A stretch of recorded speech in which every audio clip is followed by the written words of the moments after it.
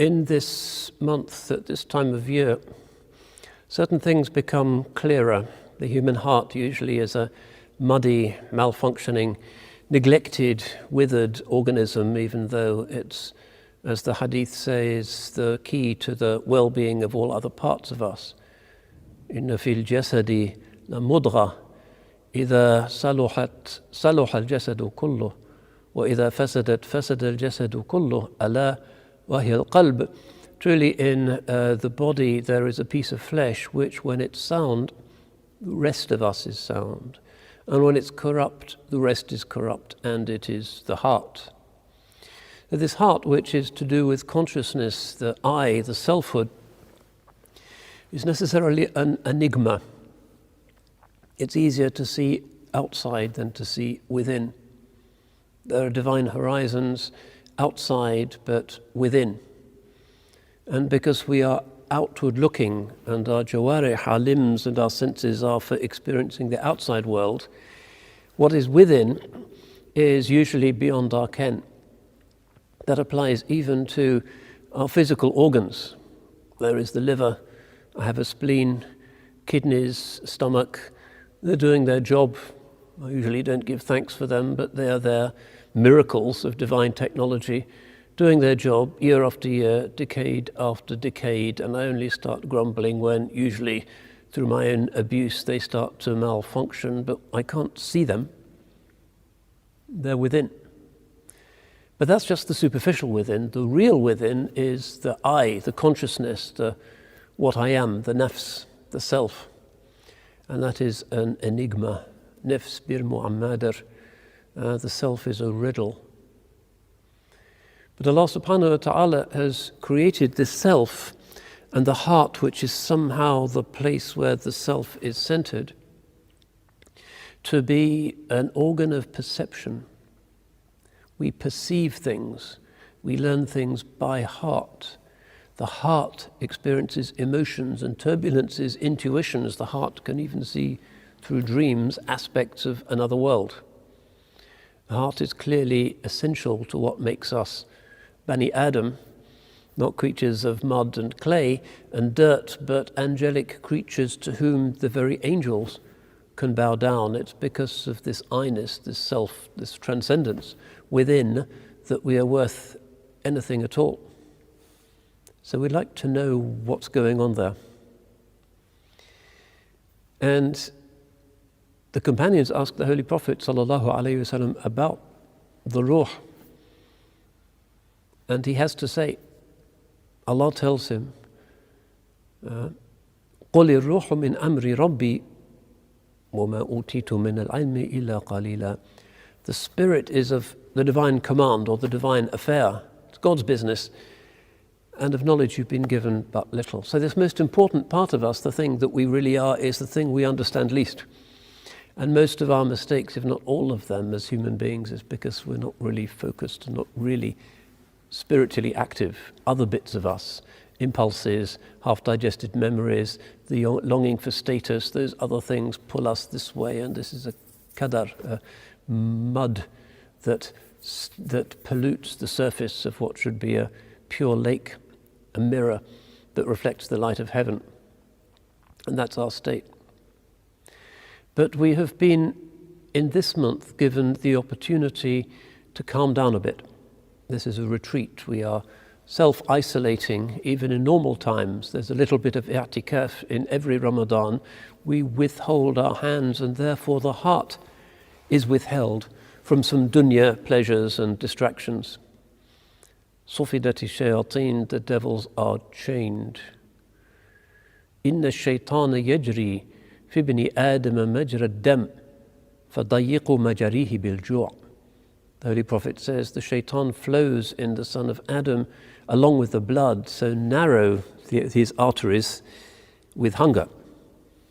That tends to break us. Arrogance is less.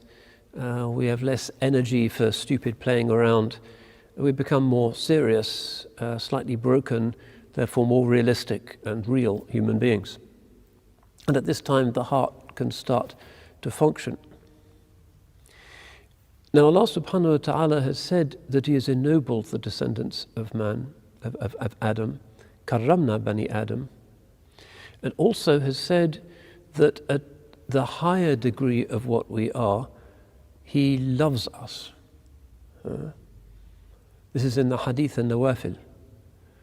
وَلَا يَزَالُ عَبْدٌ يَتَقَرَّبُ إِلَيَّ بِالنَّوَافِلِ حَتَّى أُحِبَّهُ. My slave, it's a sound hadith, hadith Qudsi, draws nearer to me with optional acts until I love him. God can love us for all of the mess that we represent, all of the missed opportunities, all of the inattentive moments, all of the waste, like a machine that's never really used for the right purpose or properly tuned or properly lubricated. It's kind of abused. What a waste. It's like having a Formula One car and using it to pull a plow or something. That's not what we're for. We abuse ourselves. But Allah subhanahu wa ta'ala has said that there is this love. And He has said that the name of the Holy Prophet sallallahu alaihi wasallam is Habibullah. And this is to be a particular quality of the Ummah of Islam. Each Ummah has a particular fragrance, a particular wavelength, a particular modality of being alive in the spirit.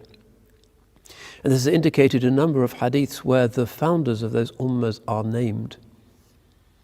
Sayyidina Ibrahim alayhi salam is Khalilullah, Sayyidina Musa is Kalimullah, Sayyidina Isa is Ruhullah, Sayyidina Nuh is Najiyullah, etc. Sayyidina Muhammad sallallahu alayhi wasallam is named in the hadith as Habibullah, God's beloved. And there is a particular dimension to the inner life of Islam, the heart life of Islam that pertains to love.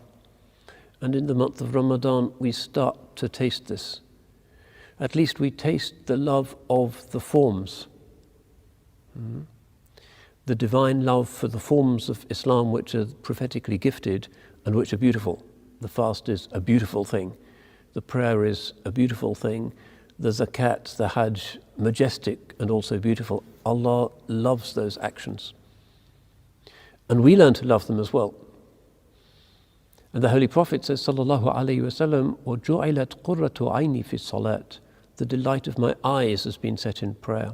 To the extent that we progress and the ego stuff dies down, put back in its box, kicked away, and we become real and ourselves in this prophetic way, we really start to love the forms of Islam. And we love the prayer.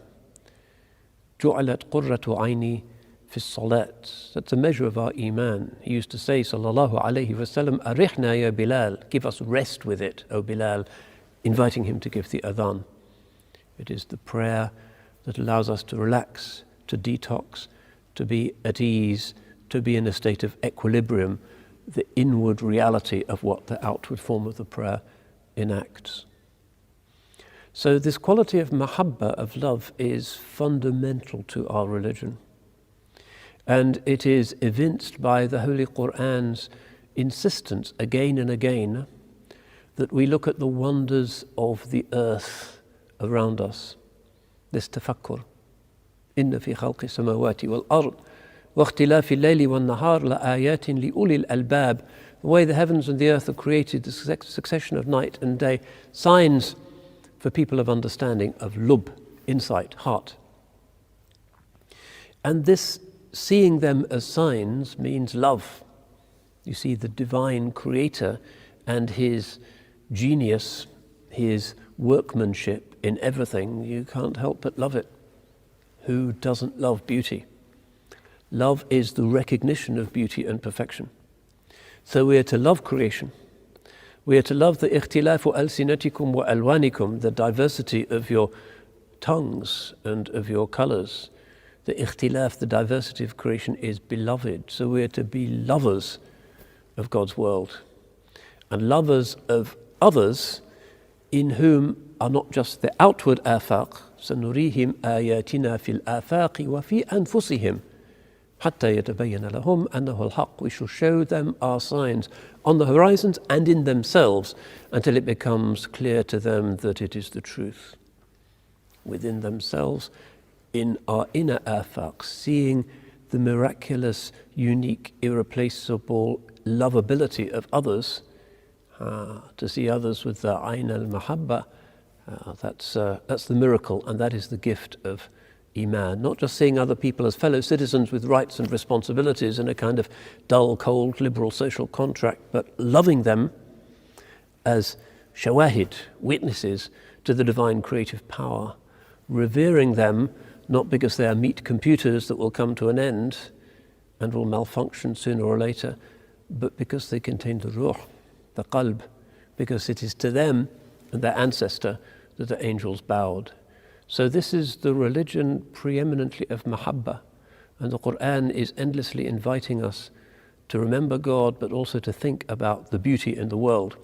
And in the month of Ramadan, as we look out of the window and we see the clouds go by, and as we hear the bird song and we see the beauty of everything, we remember that he is indeed Habibullah sallallahu alayhi wasallam, whose sharia has been brought in this form, which is a form of love. وَالَّذِينَ آمَنُوا أَشَدُّ حُبًّا لِلَّهِ. The Quran says those who have Iman have more, greater, stronger, more magnificent love for Allah. So we ask Allah subhanahu wa ta'ala to purify our hearts in this fasting month, to give us the inner as well as the outward bodily reality of the fast, to purify the hearts so that we start to see the light that is in God's creation, to love the beauty that is in God's creation and in each other, to make us people of tarahum, of mutual mercy, a people who are a light for the worlds, to follow the one who is uswatun hasana, an excellent example, and to be an example for all nations as a true ummatan wasata, so that we may be shuhada'a ala nas, witnesses to mankind in a time of fear and division and darkness and confusion and pestilence, an ummah that is a witness to something better, the ummah of love, of mahabba, the ummah of Habibullah sallallahu alayhi wasallam.